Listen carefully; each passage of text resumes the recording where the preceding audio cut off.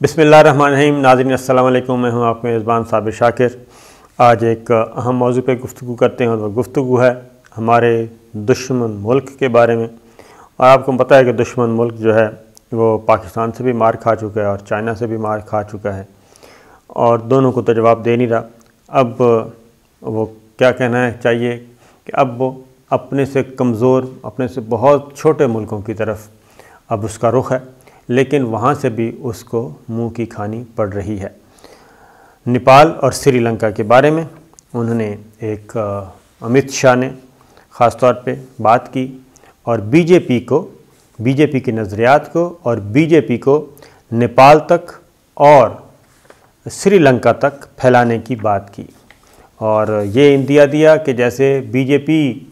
हुकूमत साजी के लिए मैदान में उतरेगी श्रीलंका में भी और नेपाल में भी, और वहाँ पे भी बीजेपी भारतीय जनता पार्टी तश्कील दी जाएगी। इस तरह का एक बात की गई और उसका रद्दअमल क्या आया और क्या ये वाक़तन हो भी सकता है या नहीं, ये मैं आपसे बात करूँगा। लेकिन उससे पहले जो इस वक्त अंदर की सिचुएशन है वो ज़रा मैं आपको बता दूँ कि इंडिया के अंदर इस वक्त क्या सिचुएशन है। इंडिया के अंदर ये है सूरत हाल कि किसानों ने गुज़श्ता रोज़ मुल्क भर में रेल रोको यानी कि रेल का पहिया जाम किया और 4 घंटे तक ऐलान किया था। और हुआ ये कि ये रेल रोको तहरीक ख़ुद ब खुद कामयाब हो गई जब रेल ने चलने से ही इनकार कर दिया और सिक्योरिटी के पेश नज़र रेल गाड़ियाँ रेल की पटड़ी पे डाली ही नहीं गईं। तो इस तरीके से जो भारतीय किसान चाहते थे और वो उससे ज़्यादा हो गया। उन्होंने 4 घंटे कहा था तो ये 24 घंटे की रेल रोको तहरीक हो गई और पूरा हिंदुस्तान बंद रहा, वहाँ की ट्रैफिक बंद रही। लेकिन जो अहम डेवलपमेंट हुई वो ये है कि अब ये सिर्फ़ भारतीय सिख किसानों की तहरीक नहीं रही, बल्कि हुआ ये कि पंजाब के जो हैं वज़ीर आला और जो हुकूमतें हैं सूबाई हुकूमतें, वो सिखों की हमदर्दी में और सिखों के मुतालबात के हक़ में मैदान में उतर आए हैं। पंजाब के वज़ीर आला हैं captain Amarinder Singh, captain retired Amarinder Singh हैं, जाने पहचाने नाम हैं, कदावर शख्सियत हैं। उन्होंने मोदी सरकार को मुतनब्बे किया है। उन्होंने कहा है कि ये अब सिर्फ़ किसानों की तहरीक नहीं है, बल्कि ये अगर इसको एड्रेस ना किया गया, ज़रई कवानीन जो कि मुआशी कत्ल है, उन तीनों कवानीन को वापस ना लिया गया तो फिर इंडिया की जो सलामती है वो ख़तरे में पड़ चुकी है। क्योंकि इस किसान तहरीक में हर उम्र के लोग शामिल हैं और अब हम भी इसको तशद्दुद का रास्ता हम भी इख्तियार नहीं कर सकते। मतलब कि 3 सूबे जो हैं यानी कि सूबाई हुकूमतें भी अब विफाक के ख़िलाफ़ उन्होंने भी अलम बगावत बुलंद किया है। ये पहला सूबा है पंजाब का और बाकी सूबों में भी यही है। 3 सूबों में ये तहरीक फैली हुई है, लेकिन अमलन दिल्ली जो है वो मफलूज है और नीम फ़ौजी दस्ते और फ़ौजी दस्ते जो हैं वो इस वक्त भारत की सड़कों पे, दिल्ली की सड़कों पे मौजूद हैं और लेकिन मामला उनके हाथ से निकलता जा रहा है। दूसरी जानिब एक और इंडिया ने एक काम किया। मैं ये सारी बातें इसलिए बता रहा हूँ कि जो अगली ख़बर है कि वो कहते हैं कि औरों को नसीहत खुद मियाँ फसीहत, वो वाली सिचुएशन है कि अपना घर संभाला नहीं जा रहा, अपने घर में बगावत हुई है और वो नेपाल और श्रीलंका को आंखें दिखा रहे हैं। भारत में ने एक और काम भी किया सिखों के ख़िलाफ़। पाकिस्तान में सिख यात्री आते हैं, उनके यहाँ पे मुक़द्दस मकामात हैं, वो वहाँ की ज़ियारत करते हैं, इबादत करते हैं, अपनी पूजा पाठ करते हैं और उसके बाद वापस जाते हैं। पाकिस्तान की तरफ से इंतज़ामात मुकम्मल, पाकिस्तान ने वीज़े भी जारी कर दिए सिख यात्रियों को। यहाँ पे बसें भी उनकी बुक थीं। 700 सिख यात्रियों ने पाकिस्तान आना था, लेकिन ऐन मौके पे जबकि वो امرتسر سے واگا بارڈر کی طرف، اٹاری کی طرف، یعنی کہ ان کی طرف اٹاری ہے، پاکستان کی طرف واگا بارڈر کہلاتا ہے، اٹاری کی طرف آ رہے تھے تو اس وقت دلی وزارت داخلہ امت شاہ نے یہ احکامات صادر کیے کہ ان سکھ یاتریوں کو پاکستان نہیں جانے دیا جائے گا۔ ویلڈ ویزا 700 کے قریب سکھ یاتری اپنی مذہبی رسومات کے لیے آ رہے تھے، مذہبی آزادی ان کو حق حاصل تھا، لیکن ان کو نہیں آنے دیا گیا۔ یہ ننکانہ صاحب کی 100 سالہ تقریبات تھیں، وہاں پہ انہوں نے آنا تھا، اور 7 سالہ تقریبات بڑی امپورٹنٹ تھی سکھ یاتریوں کے لیے، سکھ عقیدے کے لیے، لیکن سکھوں کو نہیں آنے دیا، اور یہ مودی سرکار کا ایک اور ظالمانہ اقدام تھا۔ اور وہ کہتے ہیں کہ ہم سیکولر ہیں، تو یہ سیکولر نہیں ہے جناب، یہ بدترین قسم کے ڈکٹیٹرشپ ہے جو کہ کسی بھی صورت میں وہ کہتے ہیں کہ عمل نہیں کیا جائے گا۔ اب آتے ہیں نیپال اور سری لنکا میں بی جے پی کا نیا پلان ایکسٹینشن، وہ اس کو بھی اپنی کالونی سمجھتے ہیں شاید،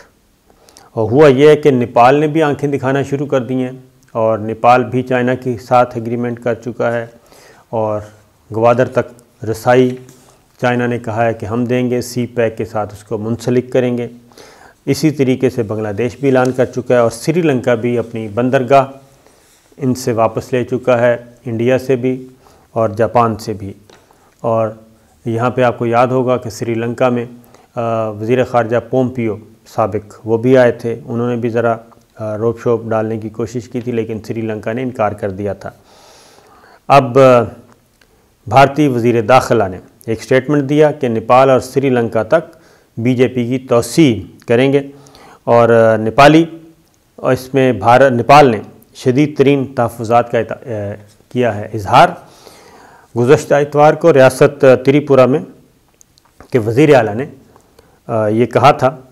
پارٹی کارکنان سے خطاب کر رہے تھے کہ جی بی جے پی کو پڑوسی ملک نیپال اور سری لنکا میں بھی وسعت دینے کا فیصلے پر کام ہو رہا ہے۔ انہوں نے بتایا کہ جب امت شاہ پارٹی کے صدر تھے تو اس وقت انہوں نے اس منصوبے کو ان کے ساتھ شیئر کیا تھا، اور ہم اگرتلا میں ریاستی گیسٹ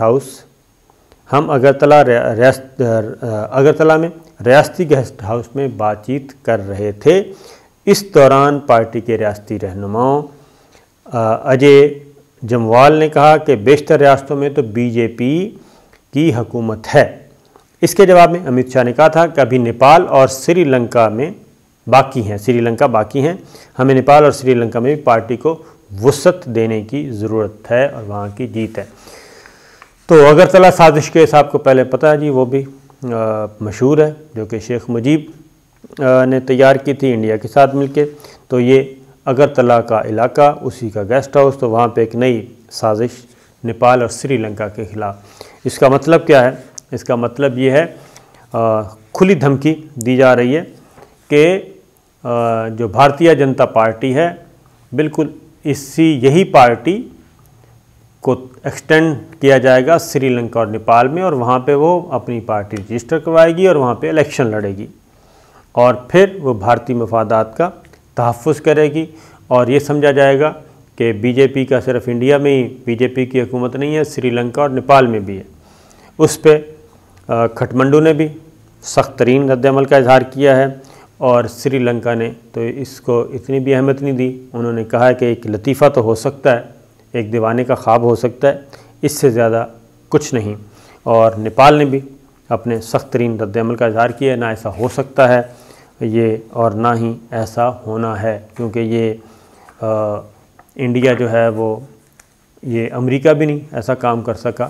امریکہ نے آج تک کیا کیا ہے، کسی ملک پہ قبضہ تو ہو نہیں سکا،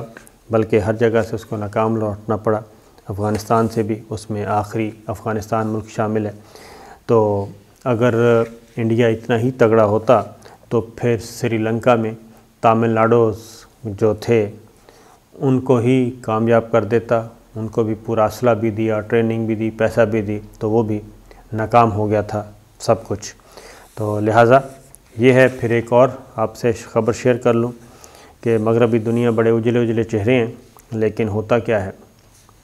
ہوتا یہ ہے کہ فرانس میں مسلم انتہا پسندی کے خلاف قانون کی پارلیمانی منظوری، اور فرانس کی پارلیمنٹ نے قانون منظور کر لیا، جبکہ ہونا الٹ چاہیے تھا، لیکن مسلمان چونکہ مسلمان ہیں اس لیے فرانسی دارالحکومت پیرس میں مسلمانوں کی ایک جامع مسجد کے باہر حفاظتی فضائیں انجام دیتے ہوئے گھڑ سوار پولیس اہلکار بھی تعینات کر دیے گئے، اور نئے قانون پہ عمل درآمد بھی ہو گیا۔ مسلمانوں نے اس کو اپنی آزادی کے خلاف کہا ہے، اور آپ کو یاد ہوگا کہ فرانس میں جو کچھ ہوا تھا اس پہ طیب اردوان اور وزیر اعظم عمران خان نے آواز بلند کی تھی۔ ایک اور خبر لے لیں، امریکی فوج کے ہزاروں اہلکاروں نے کرونا ویکسین لگانے سے انکار کر دیا ہے، اور اگین امریکہ جیسے ملک میں بھی یہ شکوک و شبہات پائے جاتے ہیں کہ کچھ گڑبڑ ہے، اور امریکی میڈیا نے رپورٹ دی ہے کہ امریکی کانگریس کو بریفنگ دی گئی۔ امریکی کانگریس کے دوران بریفنگ دی گئی، سرجن بریگیڈیئر آرمڈ فورسز کے کمانڈ کے سرجن بریگیڈیئر جنرل ایڈورڈ بیلی نے کہا کہ فوج کی بعض یونٹس میں صرف 30% اہلکاروں نے ویکسین لگانے پر رضامندی ظاہر کی ہے، جبکہ دیگر یونٹس میں یہ تعداد 50 اور کہیں 70% ہے، تو لہٰذا میجورٹی جو ہے وہ ویکسین لگانے پر رضامند نہیں، اور جس کی توقع کی جا رہی تھی انہوں نے کہا کہ میجورٹی جو ہے وہ انکاری ہے، اور اس کی وجہ یہ ہے کہ شکوک و شبہات، اور اس کے باوجود کہ یہ کہا گیا، ان کو گارنٹیز دی جا رہی ہیں، سمجھایا جا رہا ہے کہ سوشل میڈیا پہ اور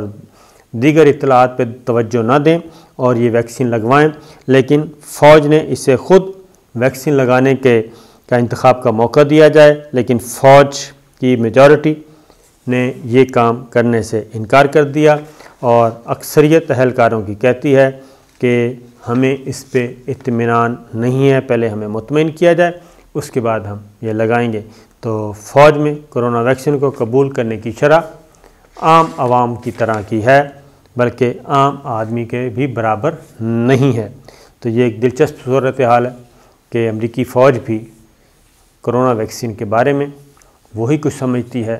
جو پریزیڈنٹ ٹرمپ کہتے رہے ہیں، کیونکہ غلطی ان کی اپنی ہے۔ پریزیڈنٹ ٹرمپ نے ہی شکوک و شبہات پیدا کیے تھے، ان کو کبھی مین میڈ کہا گیا، کبھی چائنا کی سازش کہا گیا، کبھی WHO پہ